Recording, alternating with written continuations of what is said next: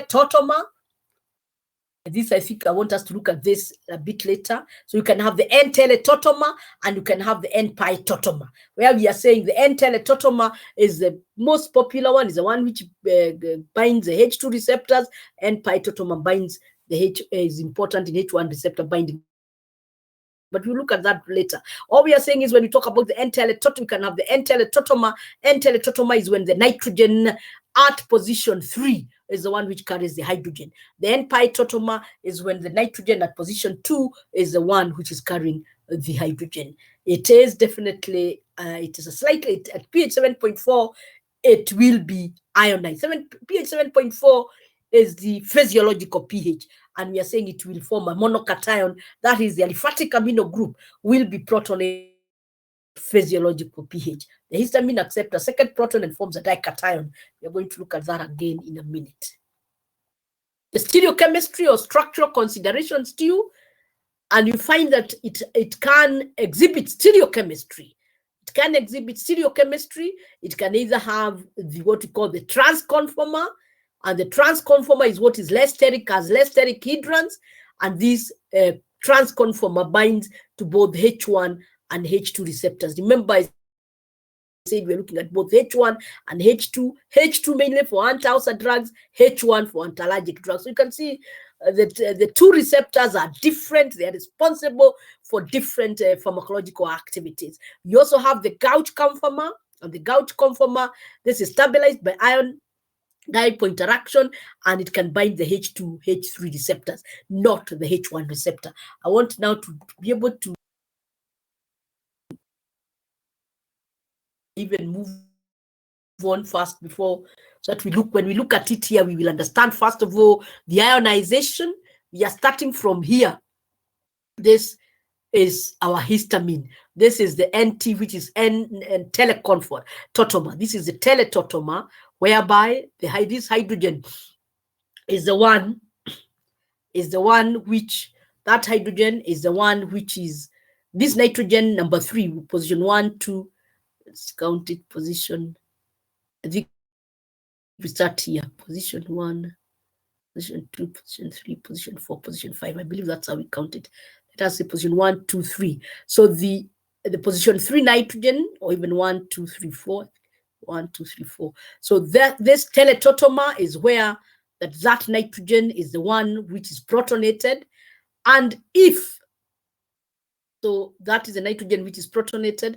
And we have said in basic media, this is basic media. No, sorry, in acidic media, then this nitrogen, which is highly basic, in acidic media, slightly acidic media like pH 7.4, this nitrogen here, which is highly basic, will be protonated. And you can still see we still have the teletotomer can be protonated. And again, if you increase the acidity further,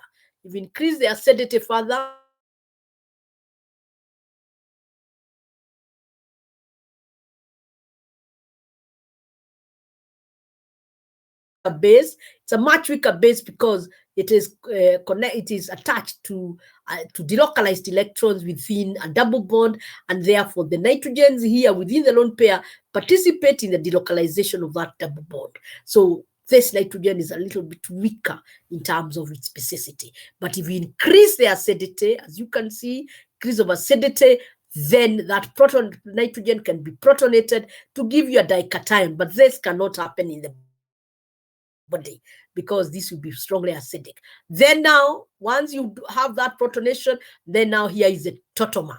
So you can get now your totomer, whereby it is across all the pi nitrogen now, which is carrying the hydrogen. So you can't see the difference between that and that. Yeah, it's just a change of which nitrogen is carrying the proton.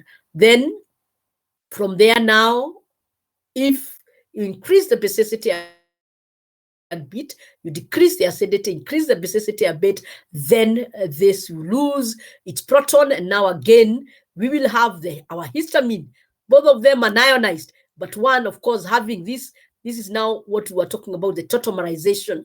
Here you have tautomerization, that this is where the telenitrogen has the proton. This is where the pros all the pi nitrogen has the proton. So that's the only difference. So this is what we are calling the tautomerization. As I said, it is not heteroino, it is tautomerization, whereby there is the protonation of the different nitrogens. Then again, if you further increase the basicity, then this can also lose. That proton can be lost in higher basicity, and you will form your anion, and then that anion again, you decrease the pH or increase the acidity, and it will go back to your teletotomer. So this is showing us the ionization of histamine. But as I have said, we do not expect it to exist as an ion in the body. We do not expect it to exist in that dication in the body, but it has been demonstrated that histamine can undergo monoprotonation, can undergo protonation on its ethyl amino group on its amino group on the ethylene chain to give us the monocation, and this is how it normally exists in the body. It has also been demonstrated that the histamine can also undergo tautomerization, but it mostly exists as the teletotomer. Now, I did mention about trans and gauge conformers, trans and gauge conformers. When you are doing, I believe you did a bit of stereochemistry in first and second year. I want to believe that. And I remember, if you remember well, you must have mentioned about gauge conformers. There was also another one which I was forgetting. There is a gauge conformer. There's also the one whereby there is maximum where there is maximum steric hydrous. I remember that conformer. But what we are looking at is the way when we talk about Soman and Newman's projections. I believe you did Soman's and Newman's projection. These are different ways to project the molecule, different ways in which you project the molecule depending on which projection you use. Whether I believe these were the people who came up with these projections. So this is one way, using the line projection, whereby this is our amino group. This is our amino group there, and this is our imidazoline. So when we draw this, we are showing that the imidazoline and the amino group are actually trans to each other. They are farthest from as far as away from each other as possible, as far away from each other as possible, and indeed they are not even on the same side. The amino group, which is positively charged, is on one side, and the imidazole group is facing the other side, telling us that this offers us minimal steric hydrons.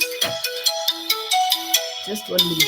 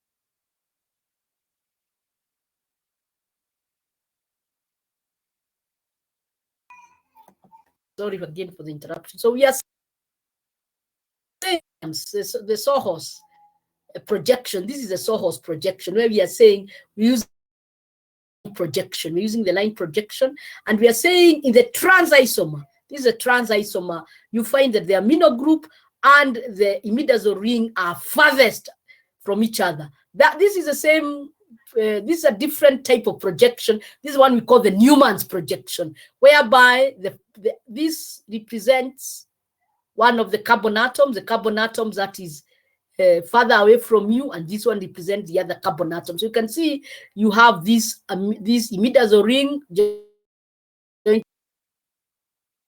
As you can see, this carbon here. So this carbon is this one here. It has that imidazole and the two carbons. That is this one here. Then there is the outer one, which is representing this group here.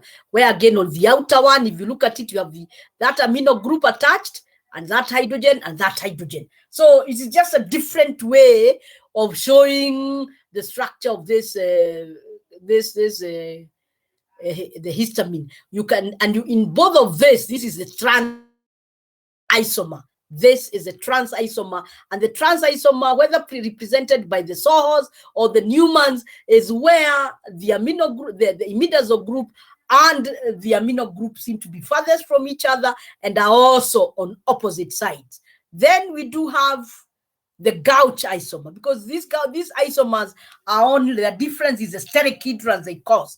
And when you talk about the gauche isomer is where now you can see the amino group and the imidazole group on the same side. They're on the same side, that are nearer each other. There is also the other one now, which causes a lot of hydrons, where this one and this are superimposed on each other. But you can have the gauche. This is the gauche, and that is the trans. The trans showing us that the imidazole group and the amino group are as far as possible from each other and they are trans to each other.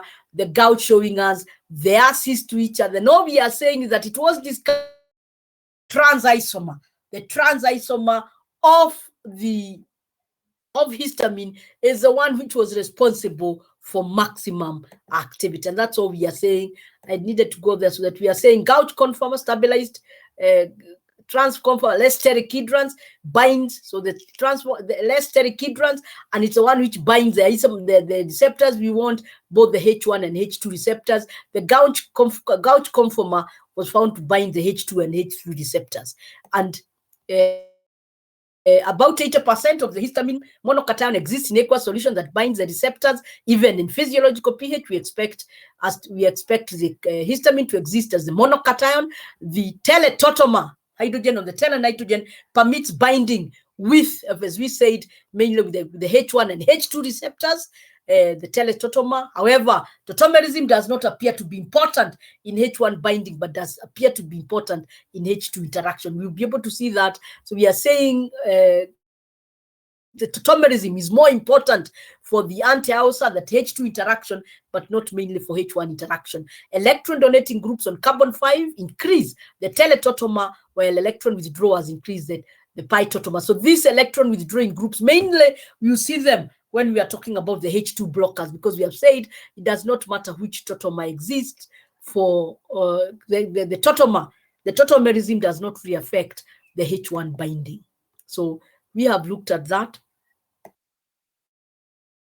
And I hope you understand what we are talking about here. It is the way, even if you have single bonds and you have groups, some groups that are huge, and while others are not huge, remember that groups rotate around or along a single bond. So this group here can occupy different positions. This group can even come this way. This group can be here, like now, this amino group can be on this side. So that's why we are saying when you have two carbons and they have two different big groups, then you can have, they will not exhibit geometric isomerism because you do not have a double bond, but they will exhibit different types of isomerism in that these different groups can be in different positions, and depending on where the amino group is and depending on where the imidazole group is, the group that there is a certain of those conformers or certain of those molecules that will be able able to access the receptor, where it accesses the receptor, of course, with minimal steric hindrance. When you look at this one, it has slightly more steric hindrance. It's not able to approach the H1 receptors, meaning most probably the H1 receptors might be a little bit more bulkier than the H2 receptor. So that is what we are saying. This is the same molecule, but it's presented using different projections. And as I have said, this is work you should have done in first year, Soman and Newman's projection. There are different types of projections that you can use to project.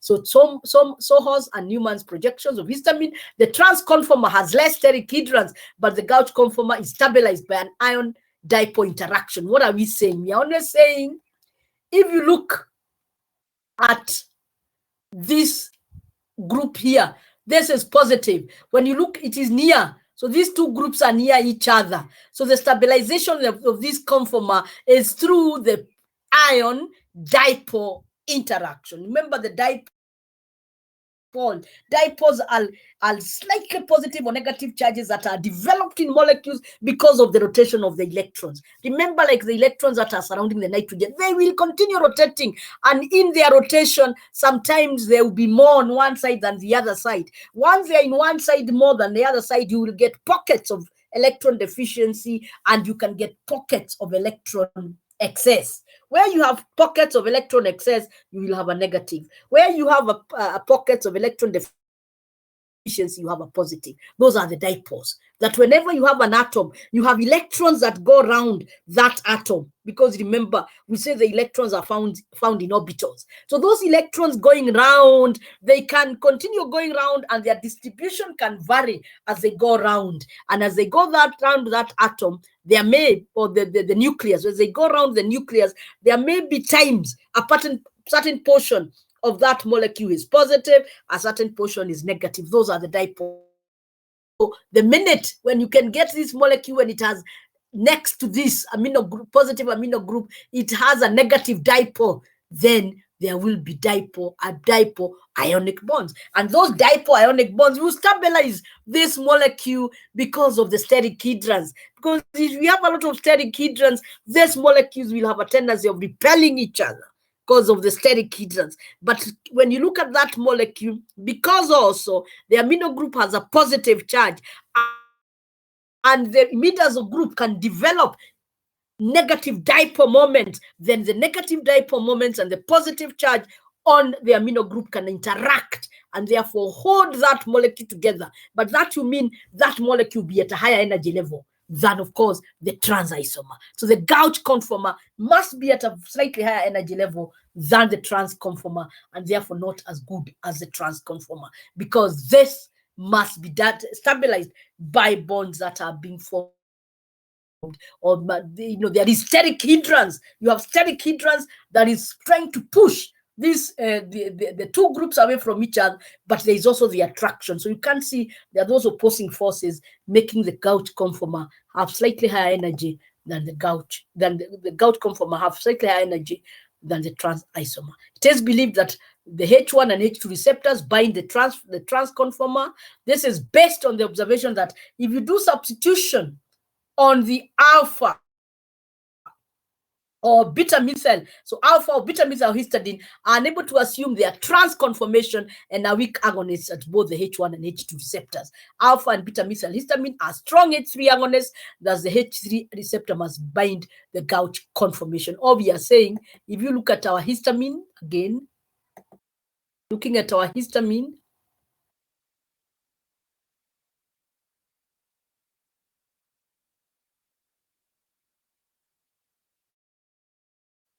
now we are saying, if you do a methyl substitution here, or you do a methyl substitution here, this will introduce a steric hindrance in between here, and it will prevent the trans conformer from forming properly. So because once you introduce a steric hindrance, it will prevent the amino group being or taking the trans conformer. And once you introduce a methyl group there or a methyl group there, the resultant, that molecule, which will be either alpha methyl or beta methyl histamine, does not bind the H1 or H2 receptors. And from that is why there is a conclusion that the H1 and H2 receptors are well bound by the trans conformer than the gauge conformer, because once you do substitution on the alpha or beta group, there will not alpha or beta group, or there will not be good binding on the receptor.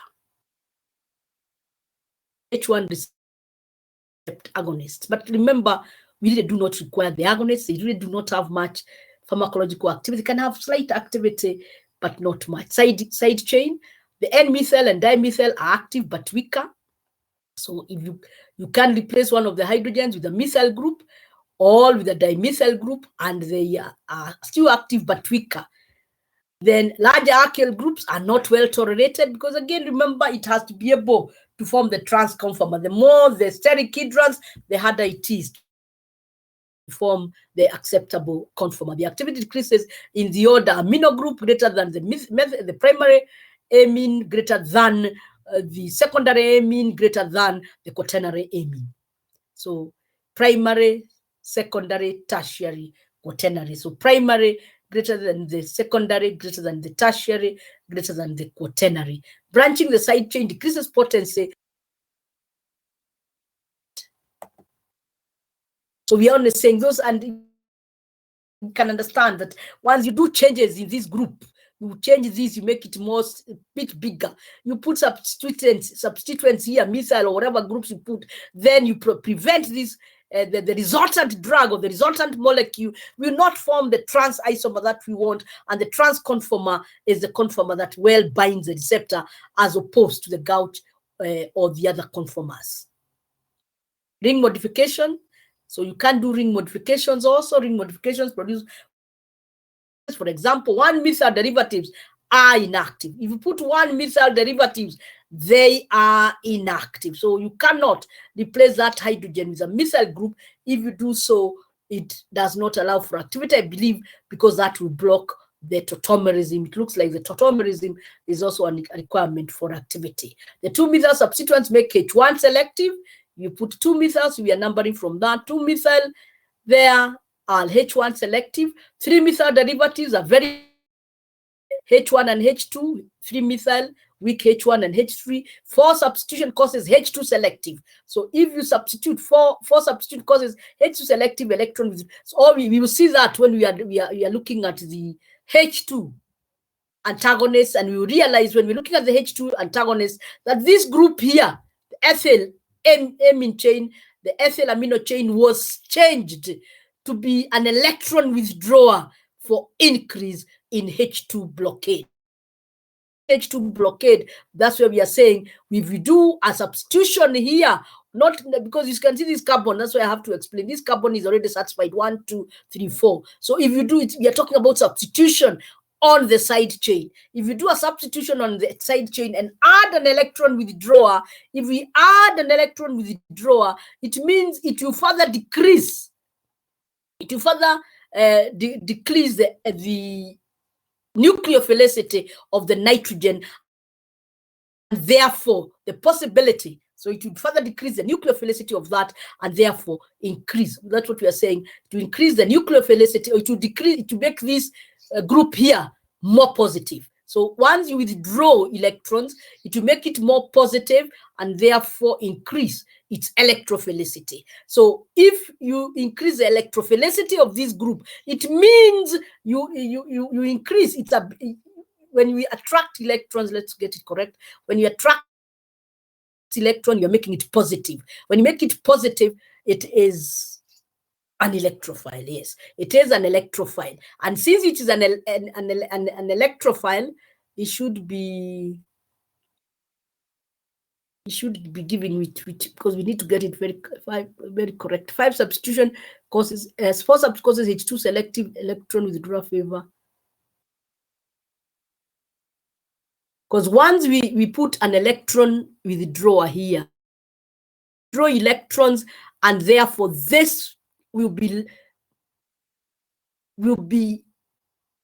less to have lower concentration of electrons, and therefore its ability to form the pi tautomer. Its ability to form the pi tautomer will even be decreased, and therefore increase the H2 activity. You look at that much later. 5 substitution causes H2 selective, where Again, when you put a 5 substitution here, like a methyl group, you see it's a methyl group. Methyl groups increase the electron density. Once they increase the electron density, they'll make this nitrogen have a higher concentration of electrons. And once it has a higher concentration of electrons, it will favor what we are calling the teletautomer. Remember, we did mention the H1 do not have a problem of whether H1 or whether tele or pi tautomer, but for H2 you do have the tautomer. It is the teletautomer for binding of H2. That's why we are saying once you increase here, you add a methyl group, and you see, like when we look at the drugs like ranitidine and so on, you will find that they have an acyl group at this position. An acyl group will push in electrons. When you push in electrons, then you are making this group here to be the nitrogen to be more electron rich. And because it is more electron rich, it will be for positive charges. It will be more electron rich. You make it a stronger nucleophile. It will be looking for nucleophiles or positive charges, and therefore it can more easily bind the proton. So it will retain its proton. So when you add an electron donor here, a methyl group, or any group that can donate electrons, it makes this nitrogen more attached to its hydrogen because it has a higher density of electrons. When you put an electron withdrawer here, it makes this group more deficient in electrons, in other words, more positive. So it is a stronger electrophile, and therefore it cannot attach any other electrophile like a proton. So you make it to exist the way you are seeing it on the board. So if you put an electron withdrawer there and you put an electron donor there, then this teletautomer will predominate. That's all we're saying. And we'll be able to see that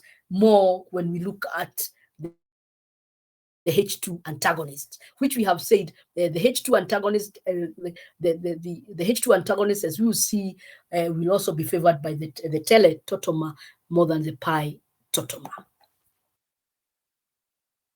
So these are some of the examples of the drugs. As we have already said, these are H1 agonists.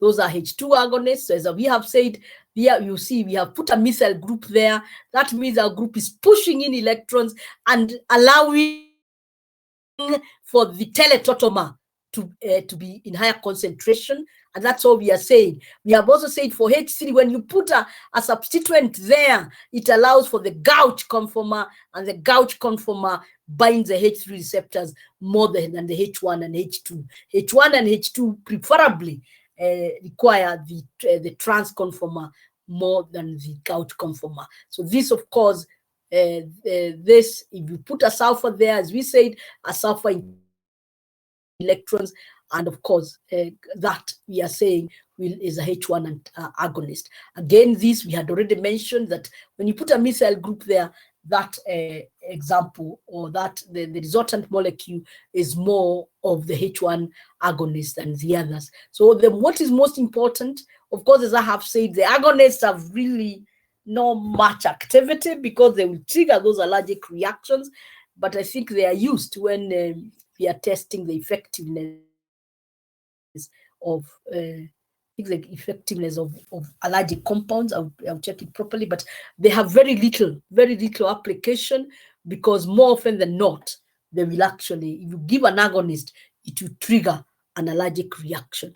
So more often than not, they have very, very, very little therapeutic indication. In fact, I doubt they have any therapeutic indication. So those are just examples of other agonists. We can look at the major parts. So the understanding of histamine, what I want you to get from this histamine is what we have talked about in terms of its ionization is important, that it in the body, it will be ionized, not to the dication or to the anion, but it will mainly, because of the pH of the body, which is 7.4, which is very slightly alkaline, it will be ionized at physiological pH to the monocation, and that monocation is what you require for that to bind the receptor. We are also saying the histamine will also form it can either be in the trans conformer or the Gauge conformer, but the trans conformer is more preferable for binding of the H1 and the H2 receptors. So that we have also mentioned, it can also undergo tautomerism, and I've insisted not the keto tautomerism, but tautomerism where either the pi, one of them can be protonated, and more often than not for H1 and H2 receptors, we require the teletotomer. Of course, we have mentioned the H1 is not very specific for which totomer, but the H2 is very, very specific for the teletotomer, and we will see that the substitution within the H2 antagonist is very specific to increase the teletotomer more than the pi totomer. So now when we look at the major pathways of histamine metabolism, again, this is our histamine there.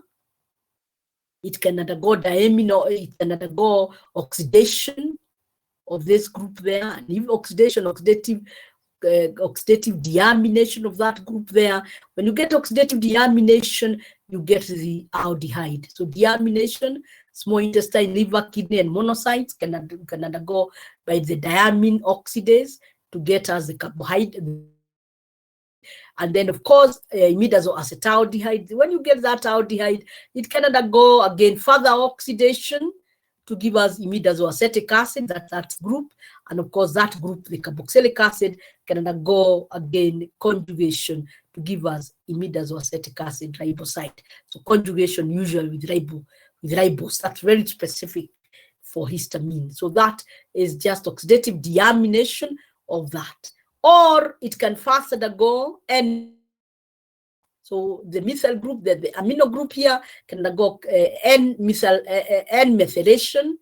Methylation, small intestines, kidney, enzymes, and leukocytes can undergo N-methylation. And once it undergone N-methyltransferase will be the enzyme, and that group there will be methylated to get the nitrogen, to get N-methyl histamine. And then again, now the same enzymes, the monoamine oxidases, can now also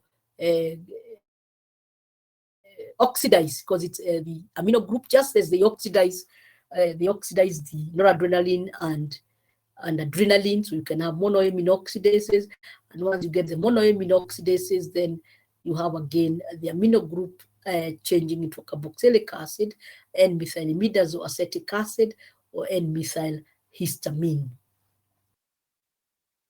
So you can either get the oxidation, or you can have just the N-methyl histamine being excreted as it is, or the N-methylimidazoacetic acid being excreted as it is. So the main difference here is that in this other pathway, first of all, there is N-methylation, whereas in the diamine oxidase pathway, there is no methylation. That's the only difference.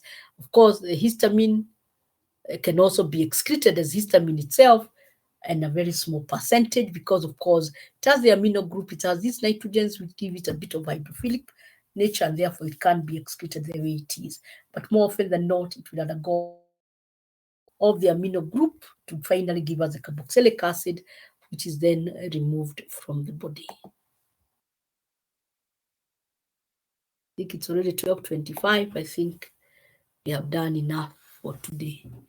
Unless I think we started at around 10 to 11 to 12. Oh, yeah. So not unless we have any questions. Sometimes we are so quiet. I hope we are together. Tuko pamoja. I hope we are together. You don't ask me. I always ask you to raise your hand when things are not okay. But at least we have done just introduction of histamine. And the only reason why I introduce or I teach you about the histamine molecule is for us to understand that the drug that we are bringing in must have structural resemblance with histamine and a bit of structural difference, because they must compete for the same receptor. Histamine and the drug that you're bringing in as an antihistamine must compete for the same receptor.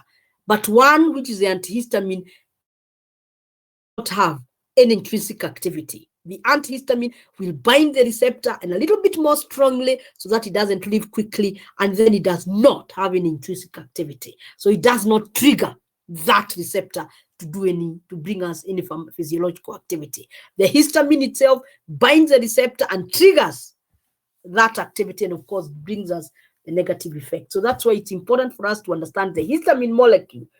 As I said, just because quite a number of drugs, and even as you go along, quite a number of drugs are synthesized or are structural modifications of the endogenous molecule. You first understand which is the endogenous molecule that binds the receptor you want to block. Once you know the endogenous molecule, then you structurally modify the endogenous molecule to make it into a drug or to make it into another molecule, which can bind the same receptor, can have characteristics to compete well for that receptor, bind it a little bit longer, and does not trigger any pharmacological activity. Molecules that do not trigger pharmacological activity are the ones we call antagonists, because they do not trigger, but they can bind the receptor well. So that is the need to understand endogenous molecule. And even when you come to study the the antihypertensives, you will also look at the endogenous molecules, which are the adrenaline, the noradrenaline. So these are the molecules which trigger high blood them, and see whether you can come up with molecules that are structurally similar but will have negative effects. So that is the reason why it is important for us to understand endogenous molecules, because a number of drugs, even when we're looking at indomethacin, we said it originated, the molecule, it was actually synthesized from the molecule serotonin, because serotonin was found to have some activity, bring about inflammation. So in looking at serotonin, you come up with another molecule that is slightly similar and also different to allow for binding, competing for the same receptor, but to bring about opposing effects. So that's why it's important for us to understand endogenous molecules. So you can, if I don't have any questions, we can sign in. Naomi, I need you to discuss. Tell me when we are doing our first cut, so that we are not very late because of marking. Marking is usually a headache. So please sign in that you are present. If there is any question, please put it forward. At least we have done quite well, because now next time you start on the classification, and you can look at the classification before we meet next week. Look at the classification of the antihistamines. Again, their classification is dependent on the structure. Classification is dependent on the structure. I hope by end of August, I'm hoping that we'll be able to finish early now. Can we sign in for our presence? And if you have any issue, please bring it out. Don't be quiet where you have an issue of not understanding. Make sure I get the communication, so that where I need to repeat, for sure I will repeat.